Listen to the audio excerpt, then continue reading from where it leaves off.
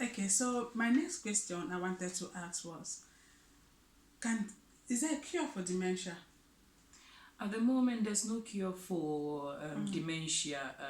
Once a person has dementia, they would have it for the rest of their life. Okay. But there are some medicines that can help for a while by making day to day life a little easier. Okay. So, yeah. So, but cure, I mean, Okay. they're trying to, research is trying to find a cure to it, but at the moment, there isn't any. Okay.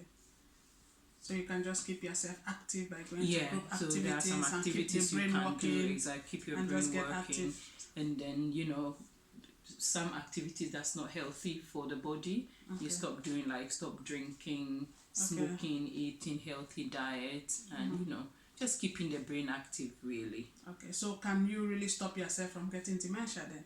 Well, if you're going to get dementia, you can get it, but you can actually delay it. Okay. So if you keep yourself very active, healthy, then at least if you're going to have like an early onset of dementia, that can be delayed. So it's just a normal living a healthy life, stop smoking, Yes, stop excessive drinking, exactly. exercise, Yeah, maintain a healthy weight, healthy eating, yeah, and good diet, balanced diet, lots of fruits and vegetables. So all of that, and just stick to your doctor's advice. So all of that can help, like in ending most of the disease conditions that are there today. And do you think what's the percentage of men to women having dementia? Because I did read somewhere, and I think more women get dementia compared to men, 65% to 35%. So I think it's just life expectancy really. That's why women get more dementia than men. Because women live longer. Exactly. Okay. All right. So that's quite interesting because I saw a report today on the TV, and the Mammoth report, Mammoth report on, he was talking about more women dying earlier now than men, and that's a massive change in the past decade. Exactly. And he was talking about lifestyle changes, and especially in deprived communities where they've got the tax credit for women and for children and all that, and they have less income. So, but anyway, with dementia, it's still different. But, okay, that's fine. So, what else we've talked about? Can dementia be treated actually, or is there any treatment for dementia at the moment? There isn't any treatment, but just symptom management. Exactly, yeah, to just help. So there can be medication. You might be suffering from some other symptoms, and therapy or medication can help. And then having activity as well can help. Just keeping the memory, the brain active really can help. Okay, that's an interesting one. And there's a lot of talk now about dementia, and a lot of hospitals and a lot of communities and charities are doing a lot of training on dementia. Why do you think that? Do you think in the past dementia patients have not been treated rightly, or they haven't had the right support, or people don't understand the disease condition, and in that case they don't know how to support dementia patients? It's not having an understanding of the actual condition that makes people not being able to support or be able to help, because it's a lifestyle change to the person that has got the condition, and to the family as well.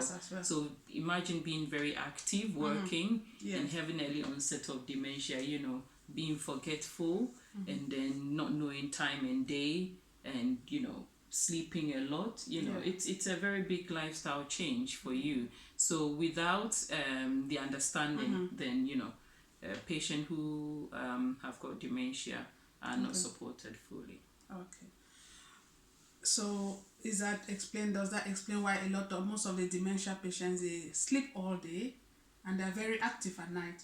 Most often if you go to a ward, or if you have a dementia patient at home, they are very, very active during the night time, and they are asleep most of the night. So it's not been proven or kind of like known why, but as dementia affects the brain, it kind of like changes. Activities of daily living, exactly, can be changed. So it can affect the body clock of the person. Okay. And they might find it more sleepy during the day and then be more awake in the night. So I think what one has to do is, rather, if somebody sleeps, you allow them, because that's probably their pattern. Okay. Yeah, and they get frustrated when you try to stop them or anything. That is where this aggression and things come into play. Okay. Because you have to understand and know the pattern of the individual to be able to support them. Okay. Okay, that's good. So so in order to be able to well support this dementia patient, we need to understand their pattern. Exactly. So you need to, they have a This Is Me booklet. Yes, where it basically tells you who they are, what they like, what they don't like, how to support them. Yes. So I think that would be something very important if you want to support dementia patients wherever you are, wherever you go. You need to find out about their This Is Me booklet, have a read of it, and it will give you a better understanding of the person and the kind of support that they need. And in that case, you kind of help them as well to make them comfortable and settle in the environment in which they are. Mm-hmm. So if you go on the Alzheimer's Society, and there are a lot of information on the website as well, to give you a guide as to how to go about it. So like in hospital, we have like 8 things about me, where we ask the patient simple things, for you to be able to help. And then like you said about the me booklet, families can fill that in, and then it goes with the person wherever they are, so that care providers can help them, or anybody else that looked at it can actually see what they like and be able to support them. Okay. So as you earlier mentioned, having a diagnosis of dementia can be life-changing, not only for the person affected, but also for the family. Yeah. So is there a support system or support network out there for carers or people looking after relatives with dementia? Because it's a very emotionally draining and very stressful and challenging experience for them, because it's life-changing as well. So what kind of support do we have out there for carers? So the Alzheimer's Society is out there, and then there are a lot of information there. I mean, you just have to look out for groups in your community, that supports patients with or persons with dementia, and to help. Yeah, you can ask your GP as well as to pinpoint you where to go to get the support out there. So let's go back to the start of the program, where you did mention there are different types of dementia. I know you said Alzheimer's is one of them, vascular dementia, Lewy body dementia, and the frontal lobe dementia. Do you want to give us a bit more insight on these different types of dementia? Because I believe they do affect people differently, isn't it? Yeah. And it has to do with the part of the brain that is affected. Yeah. So just a brief. So Alzheimer's disease, I mean, it's known to be a build-up of protein in the brain. I mean, in old age, the brain seems to be the cells, some of the brain cells die, but in Alzheimer's, it's built up of protein, what we call amyloid and tau, that builds up. And then that affects the cells of the brain, that damages the brain, leading to the cause of Alzheimer's. Okay.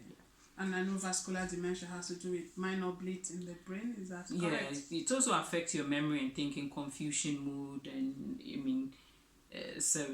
severe enough, it affects your day-to-day activities as well. Okay. Yeah. All right. So is that the Alzheimer's, and then anything about the Lewy body or? So you can have a mixed dementia as well. Okay. So you can have both Alzheimer's and Lewy body or vascular dementia. And that's when it's called mixed dementia. Mixed dementia. Okay. Yeah. And these people, when you have mixed dementia, do you behave differently, or do you? Well, or is it just the same? All to do with your memory, isn't it? That's when it's diagnosed, you'd know. But if you know an expert, then it will be very difficult for you to know what type of dementia they've got. Yeah. Because I was talking to someone who is like a dementia specialist as well, and he was telling me that to get the real diagnosis of dementia, it needs to be done after the person dies. Is that correct? What they do is, you can have it done in memory clinic to assess your, but I think when the person passes away and they examine the brain, and that's where they are able to find out from the autopsy the actual cause of the brain. So we're hoping that research will be able to get a cure to that, and that's where we're talking about it, and then we'll be more aware of it, and those that support the Alzheimer's Society, to do more research, to help. Okay, that's quite interesting. That was nice. And do you want to tell us a bit about your experience looking after dementia patients? How do you find it? It's quite rewarding, really. Understanding dementia helps you to really know how to care for the person. Okay. Because bear in mind, that person had a life before, and this disease has affected them. So it kind of like debilitating, because as progressively you get the dementia, you begin to lose. It gets worse over time. That's what we call progression of stage dementia. Exactly, the progression of it. And you're not able to do anything. So understanding it quite help you. It is quite challenging, like you said, but understanding it will let you kind of like know how to care for the person. Understand their behavior and their actions. And it makes it more trigger, so and it makes it more easy for you. Yes. It makes it more easy for you, because imagining or understanding, you get stressed. The person, you stress the person out as well. Yeah. Okay, that's good. So, what advice can you give to all those who are watching us, all those who are listening to the program, who probably maybe have no idea about what dementia is, or some of them might have relatives who have dementia, or there might be dementia patients watching us as well. So what can you say?